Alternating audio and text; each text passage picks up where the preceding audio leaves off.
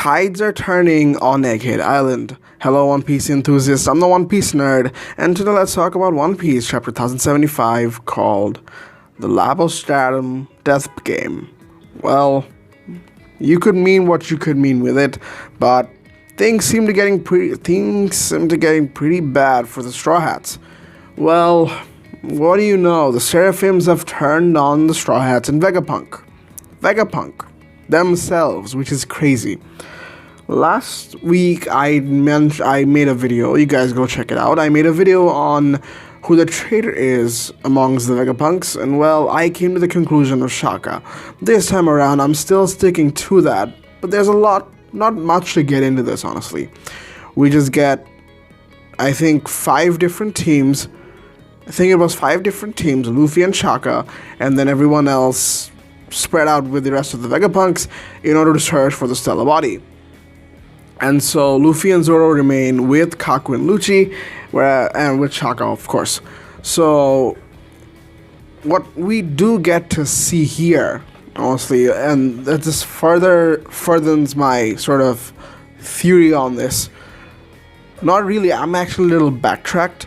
So last chapter I called it was Shaka. I still believe it was Shaka. It is Shaka, because he seems to be the only one with the brain cells or the intellectual capability to maybe come up or formulate a plan that could overthrow the Straw Hats as well as Vegapunk, all the other Vegapunks. Well, this chapter seems to suggest otherwise. So what I mean by that is, we get to see a mysterious thing on Egghead Island. This I don't even know what you can call it, a miniature creature, a minion or whatever, I don't even know, man. You could call it whatever. Shaka found in his monitor that this is something that's been found, that's been destroying transponder snails in, the camera transponder snails on Egghead Island. Well, I still have my doubts, and let's get to that. We see every one of the teams get attacked. Like, when I mean every one of them, the 5 teams, all of them gets attacked by the Seraphims. The only team that doesn't get attacked by the Seraphim is Atlas's group. Even Shaka, for that matter, the one I suspected to be the traitor, he isn't technically being attacked, but here's the point. Atlas is the only one who hasn't been attacked, and when the others have been attacked, the authority-ship belongs to Vegapunk now. With the CP0 gone, Vegapunks can now issue orders, and the Seraphims cannot disobey them unless it is an order given by the Gorosei. Well, what does that mean? Well, a lot of things. It could mean a lot of things. Number 1, Atlas is the one that hasn't been attacked, which means Atlas is the one doing it. That's sort of the conclusion that most people will come to. But I have a better idea. Atlas wasn't attacked because pure coincidence. It's another decoy by Oda. What I like to believe is that you can send out fake orders. You can send out fake orders in a way, like, for example, Shaka. I remember revisiting the chapter to remind myself that if Shaka actually ordered the Seraphims to stop. The Seraphims were targeting Rob Lucci and Kaku. I remember, I even went through it a few minutes ago, seeing that, yeah, Shaka tried to stop the Seraphims. Well, doesn't that sort of get rid of the intuition that Shaka is the traitor? I like to say no, because if you can in a way issue fake orders, this makes a lot of sense. Like, there could be some sort of chip that you have to be holding, or maybe there's authority among the Vegapunks, which I don't think exists, but it is entirely possible that there is some other way to control the Seraphims other than, their direct issuing orders directly. There could be a remote or something. I don't even know, man, but there's a way you can spin it where I would like to say that Shaka is still the traitor, and I mean, we're stuck on the same page. And this time around, well, you could also spin it in a way that, yeah, it maybe is Atlas. Like the second guess we all had, aside from Lilith, Atlas could literally be the one who was a traitor, but it makes very little sense to me. Another theory that's been brought up with the community is that the thing that we saw on the computer screen or the monitor is actually Saturn. Is Saturn's devil ability or whatever. It is entirely possible, because if Saturn is here on Egghead Island, if he issues the order to the Seraphims, none of the Vegapunks can do anything. So it's either one of two things. I don't believe that Atlas is the one, because this seems too good to be true. Atlas probably isn't the traitor.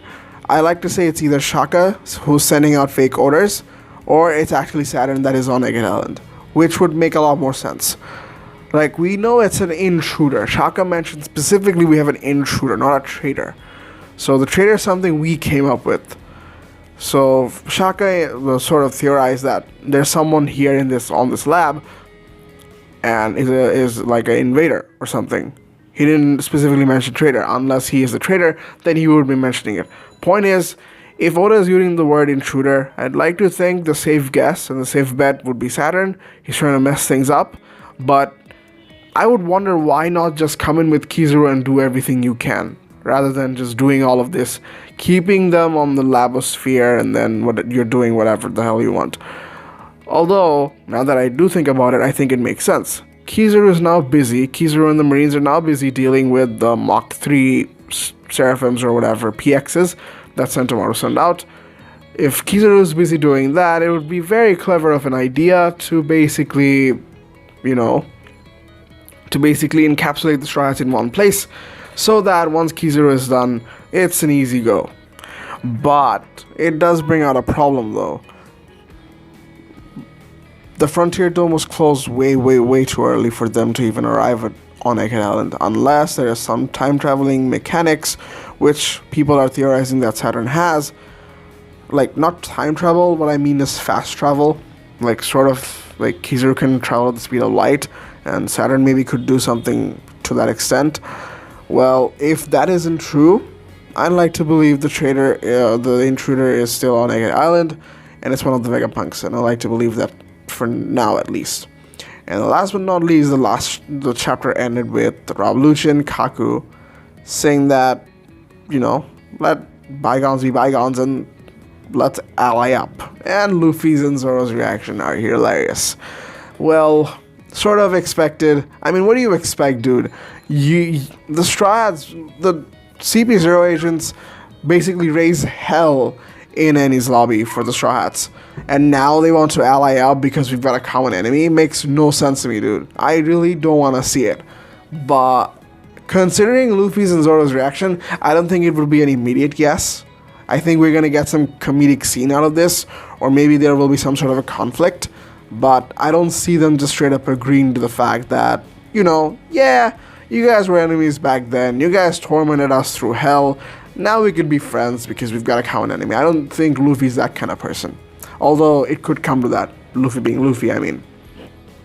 It is an unforeseen alliance, and I sort of did expect it, but I wasn't betting my heads on it, because if Kizaru did alive, and with whatever CP0 has done, especially Kaku and Lucci, seeing Vegapunk's gadgets and everything, and maybe they've messed up an operation, and when CP0 messes up in like such a high top priority operation, they would probably be trying to be shut down. No wonder the Seraphims tried to attack them. If it's an order from the Gorosei, it makes sense that the Gorosei now wants to shut off the CP0 agents. If it's from Vegapunk, or whoever, Shaka or whatever, whoever this is, also wants to shut out the CP0 agents because there's loads of trouble. Now, motives aside, this alliance really, I don't see it happening. If it does, I wouldn't mind it. But here's the thing, Luffy and Zoro can take down two true Seraphims, man. Yeah, the Mihawk Seraphim did give Blackbeard some trouble, but it didn't, critically damage Blackbeard, or Blackbeard didn't, run away. Blackbeard fought it. Blackbeard always lets his guard down at first. But, you know what I mean. If Blackbeard was, he was breaking a sweat, but it's not to the point where it's ultimate defeat. Or it's going to be a very high difficulty match. It's not going to be another Kaido. So I like to believe Luffy and Zoro can take down two Seraphims, no problem. I feel like this is just for gag, or maybe some sort of a conflict that could maybe come into play in the future. Let me know what you guys think in the comments below. Loads of things, not much happened in this chapter, but a bit more to theorize. Let me know what you guys think. Until next time, peace.